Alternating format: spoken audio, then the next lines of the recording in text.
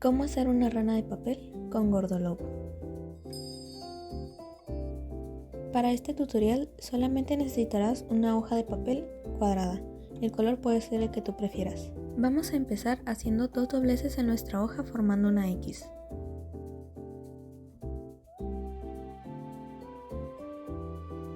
Ya que la X haya quedado muy bien marcada, vamos a voltear nuestra hoja para después hacer otro doblez, ahora formando un rectángulo.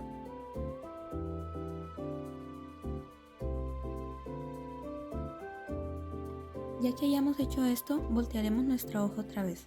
Con los dobleces podremos formar fácilmente un triángulo de esta manera.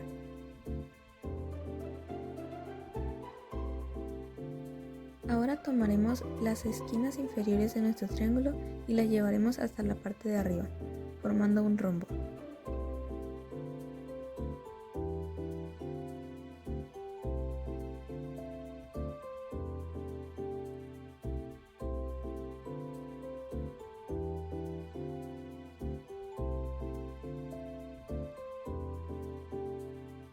Ya que tengamos el rombo, tomaremos las esquinas de los lados y las doblaremos hacia el centro.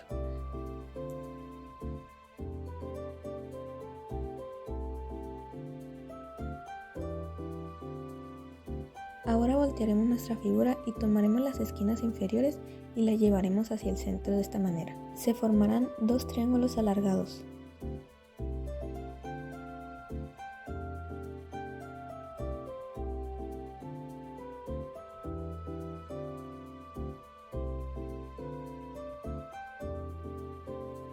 Voltearemos nuestra figura una vez más, tomando las pestañas de la parte de arriba de nuestra rana. Estas serán sus patas delanteras.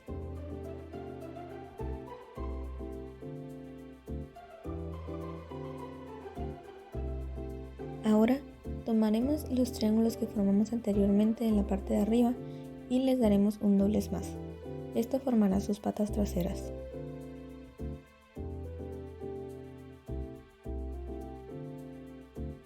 Para hacer que nuestra rana salte, debemos de doblar las patas traseras hacia adentro y después hacia afuera formando un zigzag.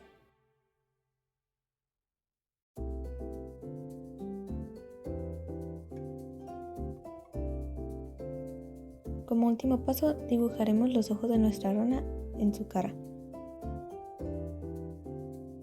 Y así de fácil se hace una rana de papel.